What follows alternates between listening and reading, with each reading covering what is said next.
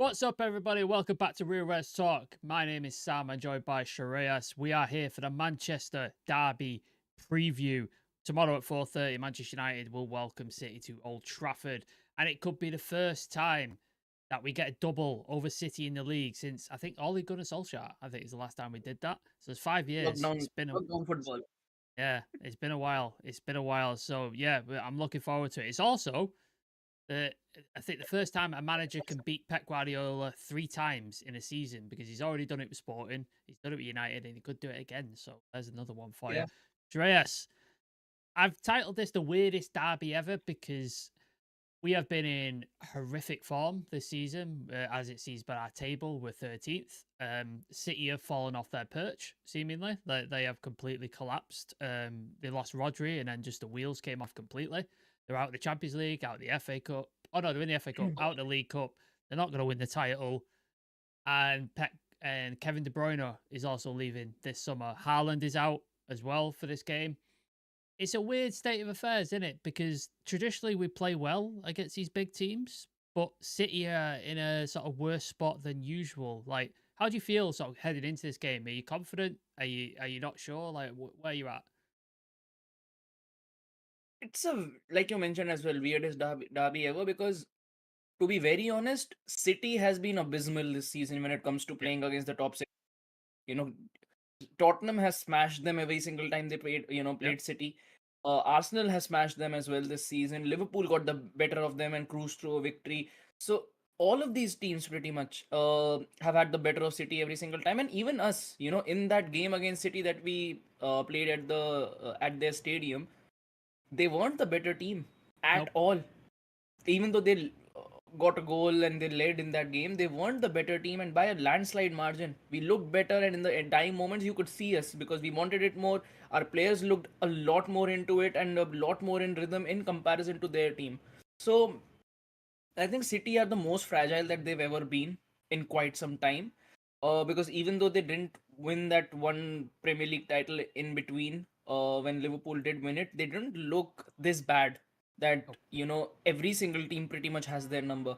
Bournemouth, teams like Forest, and every single one of these teams getting the better of them. So I think we as a team have a very good chance going into this game to actually beat them because I know things really didn't go our way when it came to the Forest game, but overall, if I just have to look at it from a performance perspective, things have been looking a lot better for us.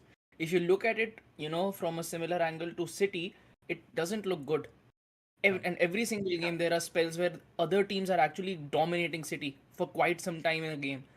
So, in comparison to them, I think right now things could actually go in our favor in this game. Yeah, it's interesting because I look at it and it's like, you're the big teams. Normally, it sort of favors us because obviously City are going to want a lot of possession. They're going to want to control the ball. They're going to want to sort of play passing and about and stuff like that. And traditionally, we've kind of like played well against that because on the counter, we seem to be really, really great at it. Like, and we'll take it to teams. Whereas with Forest, we had all the possession, we passed the ball really well, but we just couldn't find that penetrating pass and get that goal. And then we got counted on, which is normally what we sort of thrive on. Saying that though, the sort of players that you look at when you're trying to beat City, when you want to do those counters and stuff, is Rashford, who is not at the club.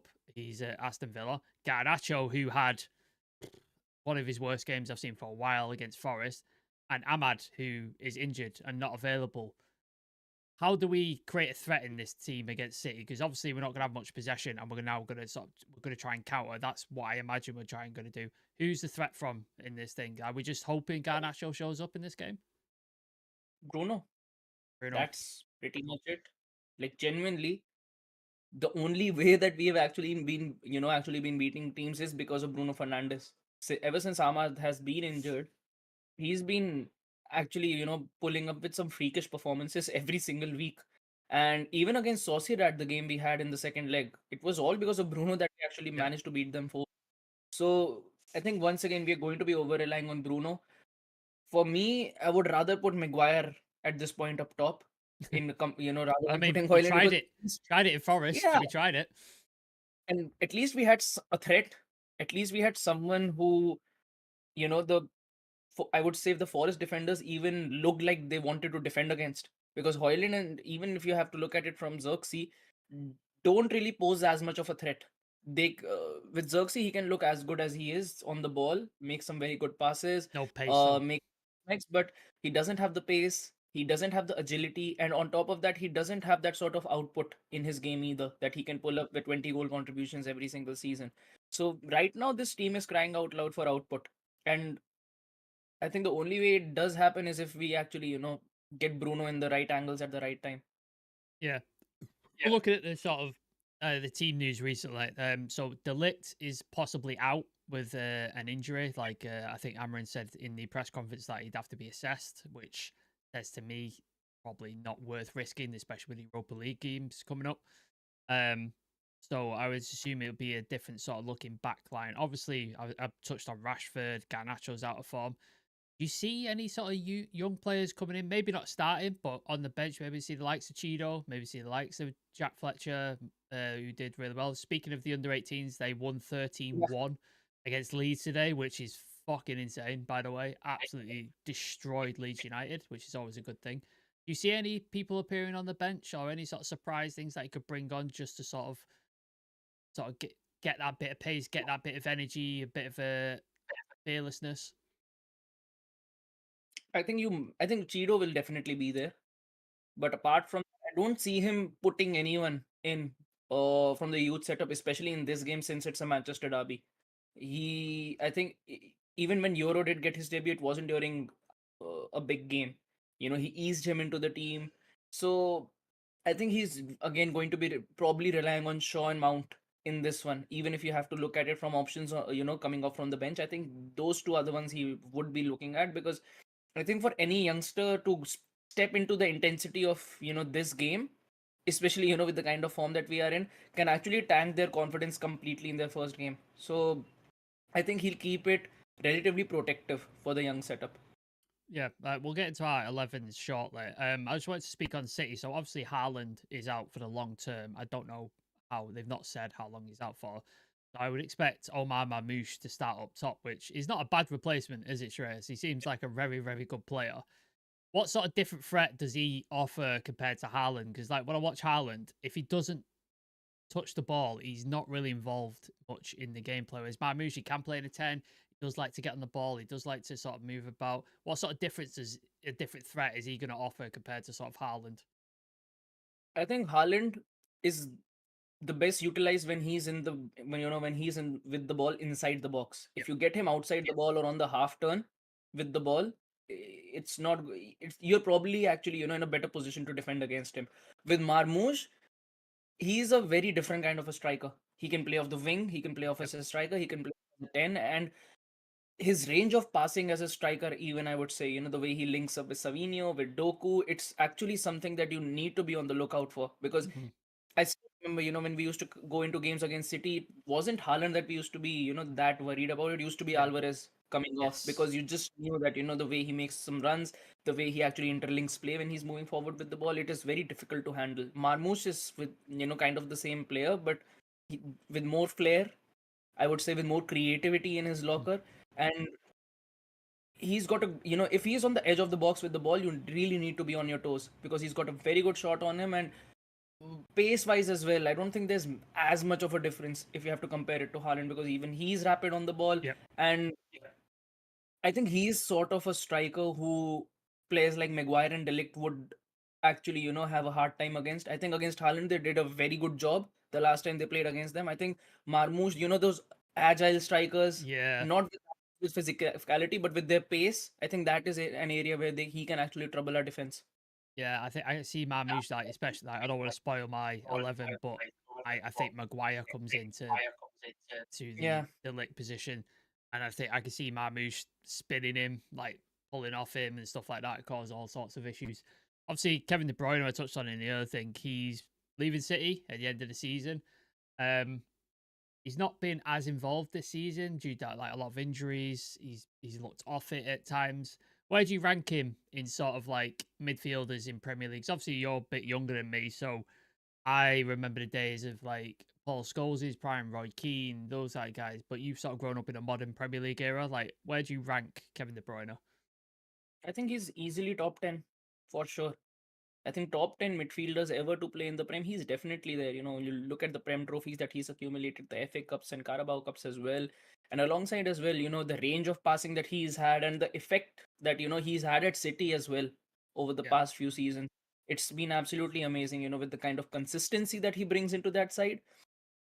So he, once again, with De Bruyne, a very classy player, a very consistent player. But I think, yes, he's definitely in there as top 10 players to play in the league. yeah, I think when you look at fielders, Paul Scholes and Gerrard and Lampard are definitely yep, going to be up there. Roy Keane is definitely going to yep. be up there for me as well. So those four spots are already taken. I think he could venture into it if you have to look at it from the angle of, like top seven. But I don't think that he's in the top five. Let's get to the chat. Let's see what everybody's saying. MFC forever. What's up? Good to see you. Junior Gab, what happened to Sesko transfer? I have no idea. I don't know what's going on with the Sesko transfer, unfortunately. MUC forever. Cheeto's got the debut match, but also playing the FA Cup, but still agree. Mamouche, not a proper striker. Our defense can pocket him. But the problem is our pace for a defense doesn't have that pace. That is an issue. Mamouche is more of a false nine. Yeah, some points there for MUC forever. Moving on. Wants to watch Shreyas. I think the obvious one for United for me is Bruno Fernandes. And then the City, I would probably say Marmoush. I don't know if you agree with me, but feel free to tell me Yeah, otherwise. yeah. He is the outlet Yeah. for them into this game because once again, City are a struggling team as well. The only way they do get a shot at goal is through him Yep. because I think Savinho and Doku I'm genuinely not so worried about because they're extremely inconsistent. I think Marmoush is someone you have to be on the lookout for. I would say Nico Gonzalez in midfield is definitely someone you need to watch out Yes. for as well because he's technically he's brilliant on the ball. He's brilliant, so you need to be on the lookout for him. Yeah, I think as well, you got to think about Bernardo Silva because he always seems to do something against us every single time we play him. And he's probably their version of Bruno where everybody who plays against him hates him. But if you've got him in Yeah, your team, you absolutely love him. Like, and he works his ass off and he whinges and he plays, but he's a quality player. So I think you've got to put in Bernardo Silva there as well because I think he will cause yeah, issues yeah, and he yeah. has in the past. Um, should we go on to our 11s, Shreyas? Let's have a look. We've got Yes. yours up first. I think we've almost got identical teams, but I've got one player different than you. So talk us through your team first of all.